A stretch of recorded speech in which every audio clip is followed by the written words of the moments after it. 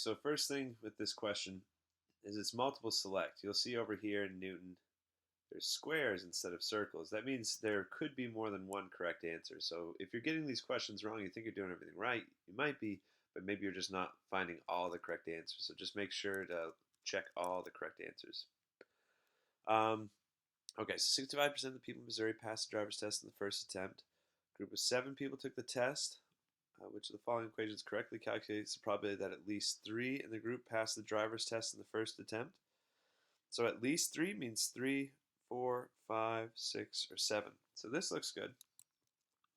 The probability that x is greater than or equal to 3, that at least 3, that's what at least 3 means. And you want to find the probability that 3 people pass, 4 people pass, 5 people pass, 6 people pass, and 7 people pass. So nothing wrong with that.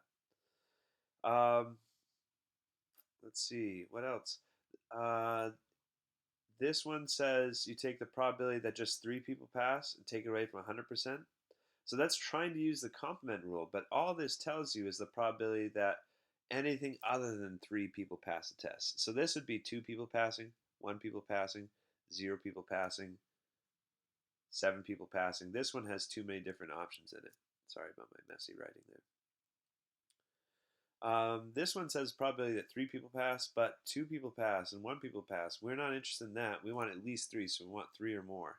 So this is another correct answer, and here's why. Because 1 represents 100%, right? 1 represents all. One represents certainty.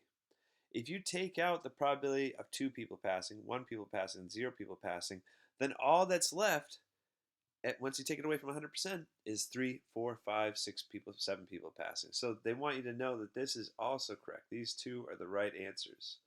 That's 2 different ways of calculating the same probability. You can take 100% and subtract all the possible options that you don't want for your probability, and what's left over is the probability that you do want. So both those are correct.